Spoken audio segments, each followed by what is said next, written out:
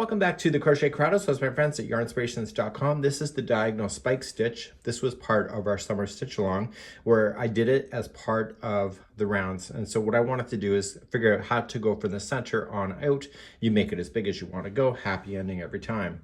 So on social media, I posted this pattern today and somebody says they don't want to do it in a square. They want to do it in rows. Can it be done?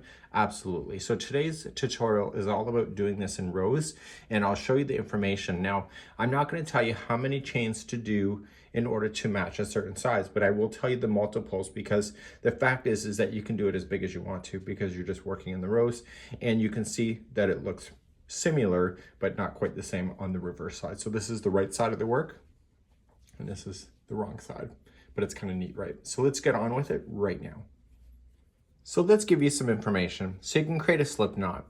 So the starting chain is in multiples of 3 plus 3. So you chain 1, 2, 3, 1, 2, 3, 1, 2, 3, and when you're happy with the width of the chain, you'll add 3 more at the end for the balance point of this particular stitch.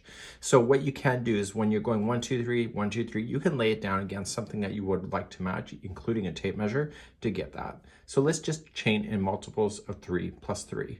So you go, and this is basically 1, 2, 3, 1, 2, 3, 1, 2, 3, and I'll do another one, 1, 2, 3. And you say to yourself, wow, this looks like a king size Afghan. I'm happy with that. Once you're happy with that, you just need to do one more, 1, 2, 3. So it's multiples of 3 plus 3. So let's begin the first row. If you're new to crochet, the reason why I never said it was multiples of 3, it's multiples of 3 chains plus 3, is that the balance point has to have the 3 at the end. So it's kind of misleading to tell you that it's just multiples of 3 if you don't really understand that. So second chain from the hook, I always like getting the back hump of the chain. If you don't want to do that, it's your business, you decide. But second chain from the hook, I want you just to single crochet yourself all the way across. Once you get the back hump the first time, the rest of the humps will stay up, and you just go along. So just single crochet across your chain. So I'm coming all the way across my chain, right to the very end, and therefore we're going to turn at the end and start row number 2, and we're going to be repeating rows number 2 and 3 all the way to the end. Let's begin number 2. To begin number 2, you're going to chain 3, and that will count as your first double crochet. So just remember that's your first double crochet. So your next stitches are always in groups of 3. So it'll be this stitch, this, and this. So this grouping of 3 is your diagonal spike stitch. So you're going to skip the first one, go to the second, and you're going to double crochet that one, and then the one right after it.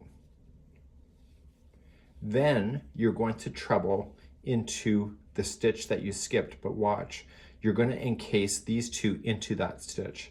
So you wrap twice and go right into that skip stitch. And do you see this yarn? This yarn is going to wrap around those 2 posts of the first 2 double crochet. So when you pull through, it's going to wrap, and you want to just pull a little bit of slack and pull through 2, 2, and 2. And that creates the lines that you see in this project. So the next 3 is the diagonal spike stitch again, and you're going to continue this all the way across. So you skip the first one, double crochet the next 2 in a row. Then come back to the one you skipped and treble around that. So just go right in. This strand wraps around those 2 posts, pull up. And the trick is that when you pull up, you want to be consistent about the length so it looks consistent. So you might have to practice this a little bit. So we're going to continue across. So skipping the next one, double crochet the next 2, and treble into the one you skipped. And you can move along pretty fast on these things. Would I say this is a yarn eater? I don't know. I don't think it would be, but it might be. So you're going to do your last one before your edge. So you have the last 3. You technically have 4 stitches left. So you're just going to skip 1, double crochet the next 2, and then treble around the one that you skipped. And then you'll end up at the very end in your last one, and you'll just double crochet in.